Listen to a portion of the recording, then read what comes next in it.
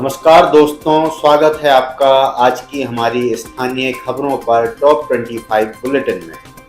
आज है 16/10/2025। हिंदू पंचांग के अनुसार आज है कार्तिक माह के कृष्ण पक्ष की 10वीं तिथि, विक्रम संवत 2082। तो चलिए शुरुआत करते हैं हमारी बुलेटिन की।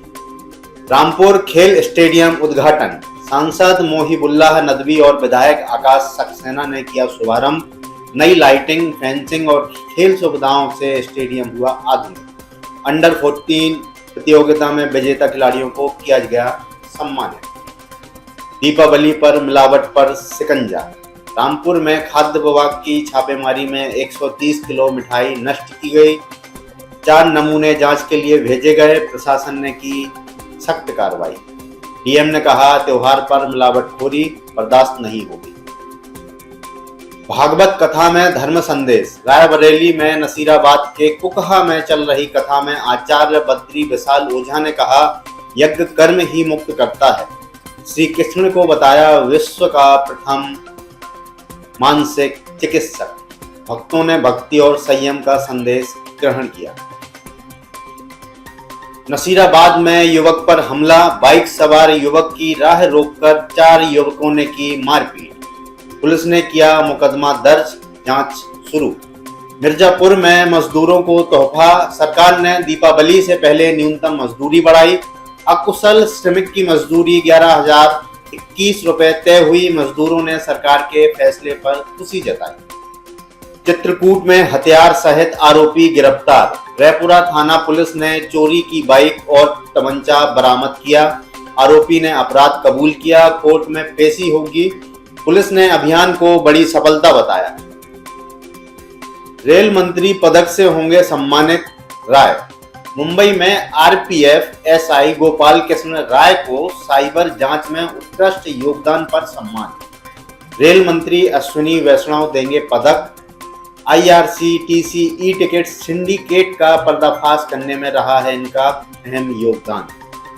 एमपी के शाजापुर में पोषण व बेटी बचाओ अभियान, विद्यालयों में बच्चों को संतुलित आहार की जानकारी दी गई। बालिकाओं की शिक्षा पर विशेष शपथ दिलाई गई।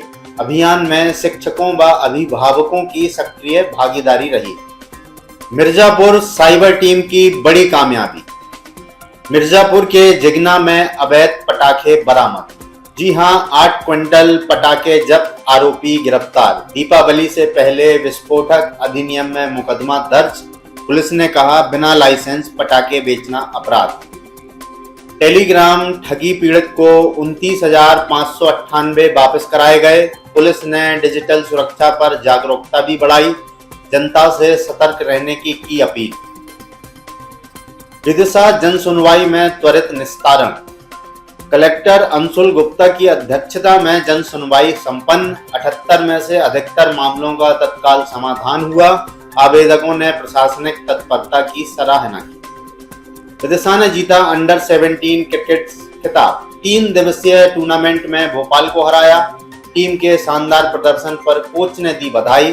खिलाड़ियों के उत्साह और अनुशासन की हुई तारीफ।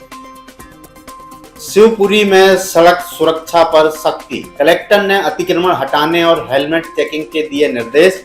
ट्रैफिक व्यवस्था सुधारने का अभियान किया तेज, उल्लंघन करने वालों पर होगी सख्त कार्रवाई। महाराष्ट्र के बिहार में छात्रा की आत्महत्या से सनसनी, ब्लैकमेलिंग से परेशान 20 वर्षीय छात्रा ने दी अपनी जान।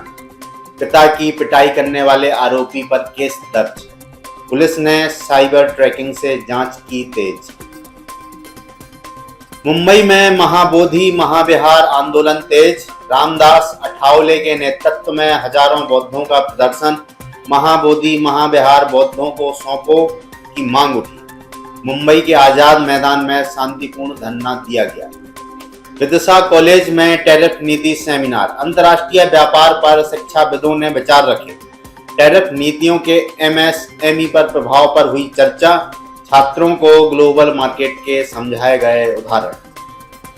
महाराष्ट्र में बसई के नायगांव में मटर प्लान फेल, बाइक सवार युवक पर चली गोली लेकिन सतर्कता से बचा। पुलिस ने 3 आरोपियों को गिरफ्तार किया। साजिश का खुलासा करते हुए घटना रोकी गई। विदिशा में किसानों को सिंचाई राहत। 1 नवंबर से नहरों में पानी छोड़े जाने का निर्णय। कलेक्टर ने नहरों की सफाई और संचालन व्यवस्था देखी। कृषि विभाग ने फसल तैयारियों की समीक्षा की।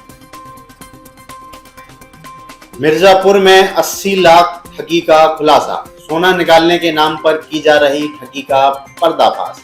पुलिस जांच में फर्जी अपहरण की कहानी उजागर हुई। मुख्य आरोपी बुलबुल से गहन पूछताछ जारी। सिंगरौली में सिर्फ ग्रीन पटाखों की अनुमति। कलेक्टर ने 19 अक्टूबर से 2 नवंबर तक तय समय घोषित किया। रात 8 से 10 बजे तक ही फोड़ सकेंगे ग्रीन पटाखे। प्रदूषण नियंत्रण के सख्त निर्देश जारी। चेंबूर में K&K लीगल एसोसिएट्स उद्घाटन। वरिष्ठ अधिवक्ता रवि अटसुरे ने किया शुभारंभ। फर्म न्यायिक सहायता और मध्यस्थता में देगी सेवाएं। कानूनी प्रक्रिया को सरल और पारदर्शी बनाने का लक्ष्य। उत्तर भारतीय विकास सेना चुनाव में मैदान में। महाराष्ट्र में उत्तर भारतीयों पर बढ़ते हमलों और भेदभावपूर्ण नीतियों के खिलाफ उत्तर भारतीय विकास सेना चुनाव लड़ेगी। पंडित सुनील शुक्ला ने कहा कि सनातनी विचारधारा और न्याय के लिए तीसरा मोर्चा तैयार किया गया है।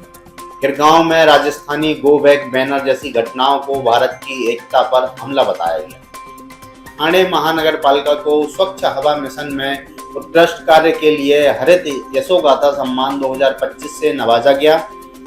ई बसेस मियावाकी वृक्षारोपण और धूल नियंत्रण अभियान के माध्यम से वायु गुणवत्ता सुधार में उल्लेखनीय कदम उठाए गए। राष्ट्रीय स्तर पर ठाणे के पर्यावरणीय नवाचारों को सराहा गया। आज की हमारी यह विशेष पेशकश स्थानीय खबरों पे।